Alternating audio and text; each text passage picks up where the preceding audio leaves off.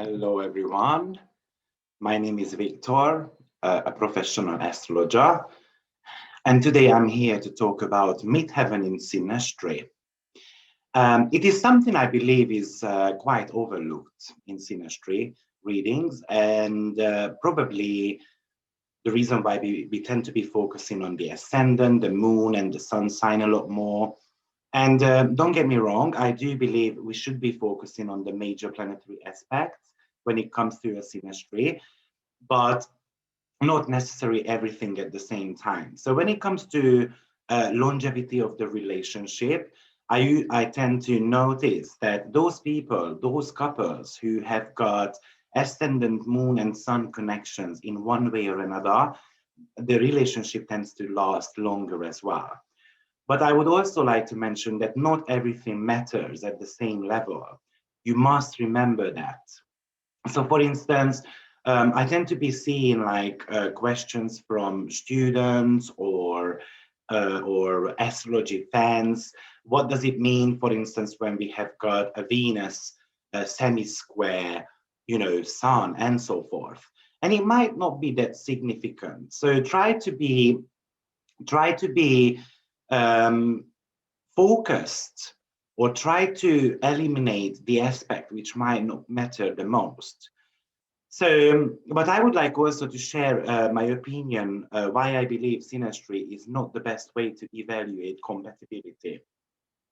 It is simply because the relationship will go through an evolutionary process or a progress. And in my opinion, synastry is more about the first few months of the relationship. It talks about the initial chemistry between two people.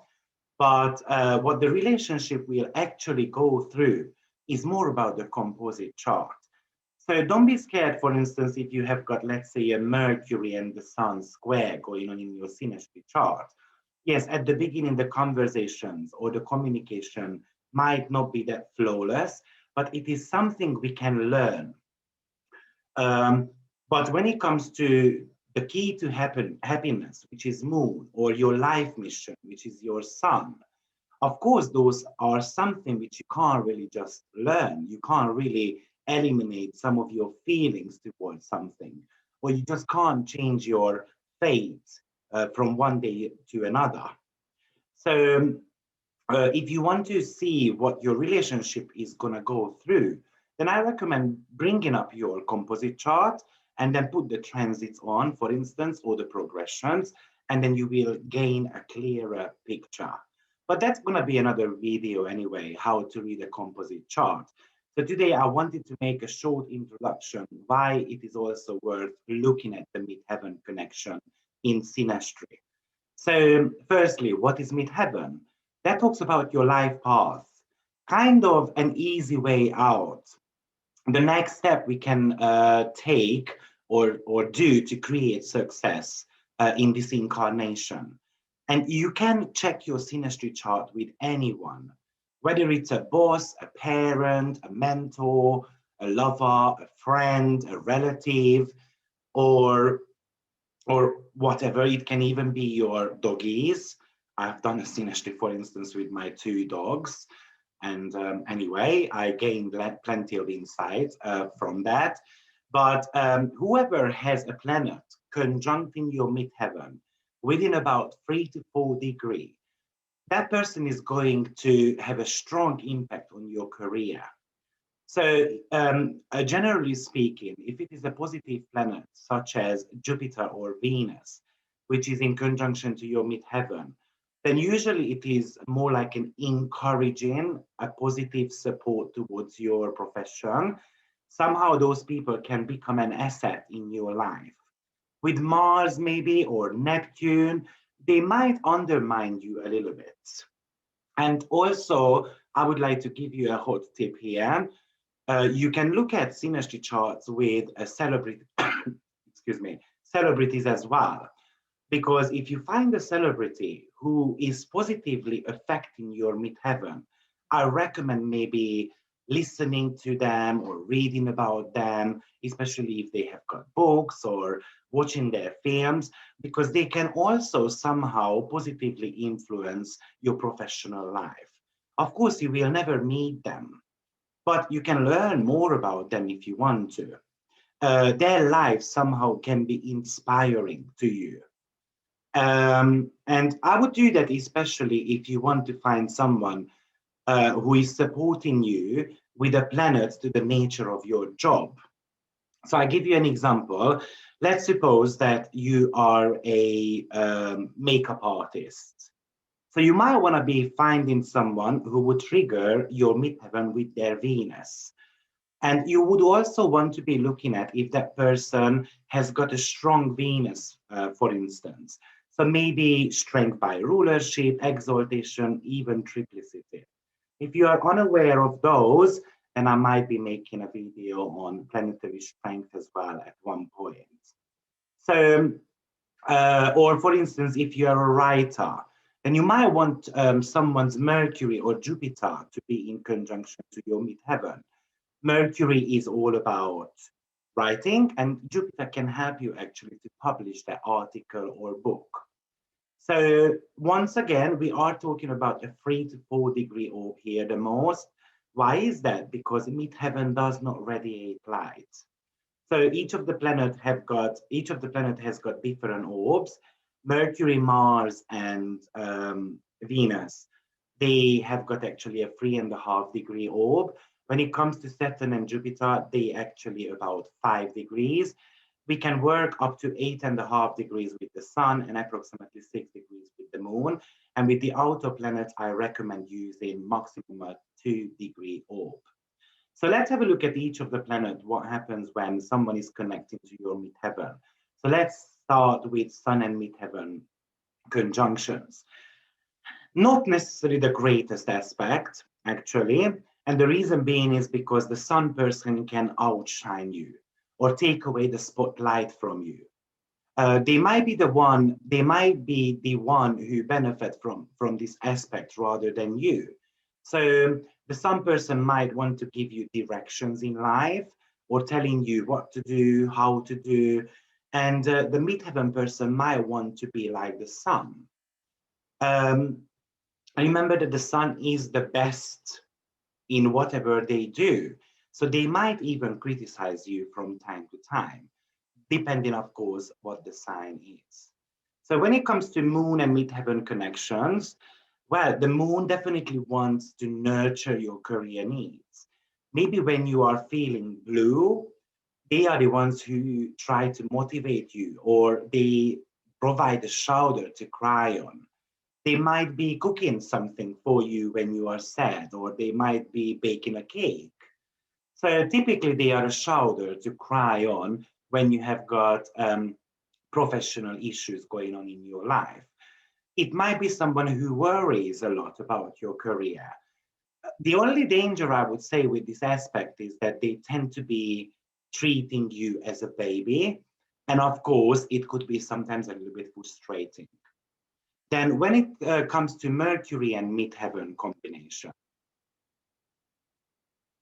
then we're talking about the planet of thinking, the planet of ideas. So it could really indicate that someone who will give you plenty of ideas about how to progress in your career.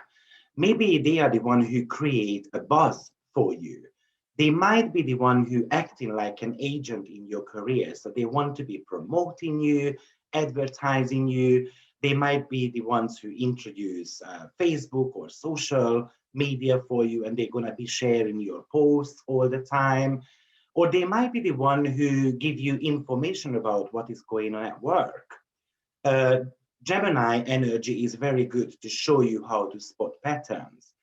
The negative Mercury is going to be more about gossiping. So they are the ones who might be sharing some of the filthy stuff going on at your workplace also. But they might sign you up, for instance, on, as I said, social media channels to get you going. They might tell you new things about the work you do. So, for instance, they might come up and say, oh, have you heard about this new innovative technique? You might want to integrate that into your profession and so forth. But also they might be the one who are finding contact to you, especially when it comes to sales or again to promote your business. So when you've got Venus conjunct in your midheaven, then those people use their charm. They might help you to voice your opinion about work. They might help you to gain popularity. Um, Venus generally is very helpful towards your career goals. They might be trying to boost your self-worth and confidence level as well. When it comes to Mars, well, it has got a little bit of a silver lining. So starting with the positives, Mars always wants to inspire someone. They are pushy so that you do better. And they might be trying to approach your career aspirations with logic. But it is also very easy to have a competition with this person because Mars also wants to be the best all the time.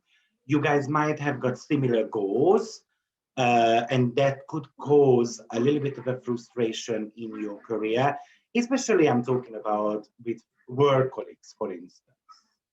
Sorry, you might have heard my doggies in the background, but they decided to fight when I'm making a video for you.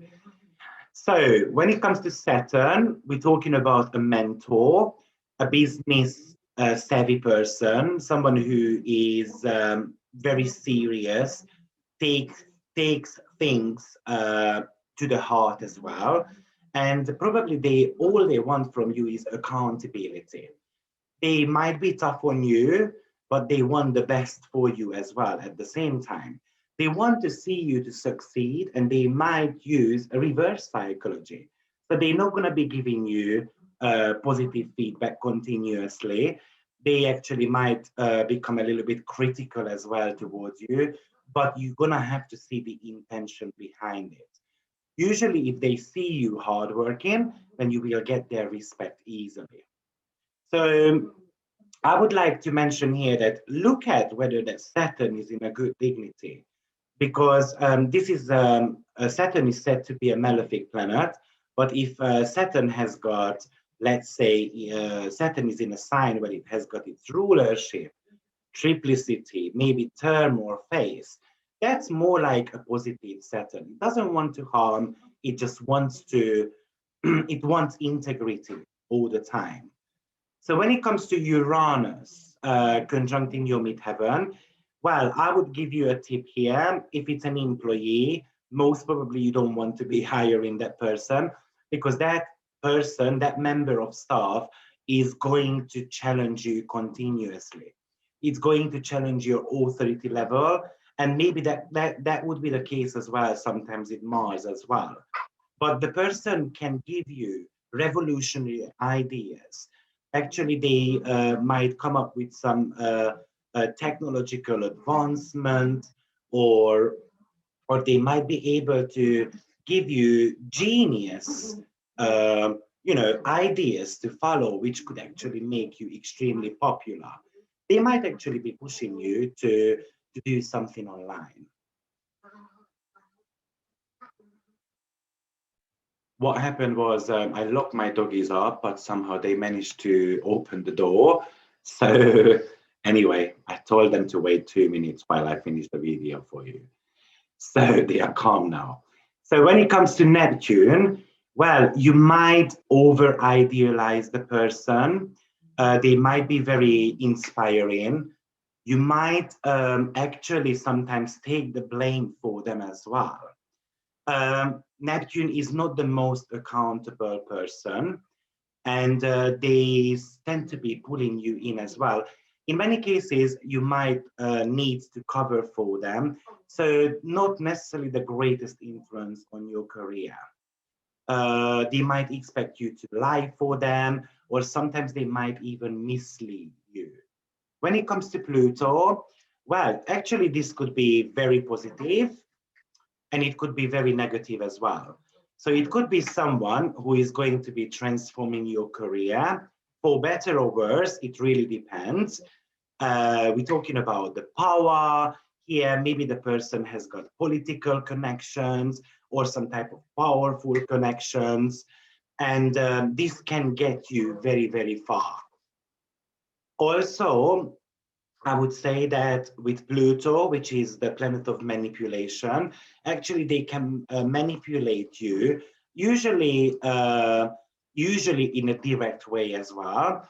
But Pluto is very good to promote you also. So I see a little bit more positive with Pluto conjunctions rather than negative. So I would like to mention a little bit about oppositions as well, because when you look at your natal chart, any planet opposing your midheaven, therefore it's conjunct in your IC, that is going to talk about why you are not being able to be successful.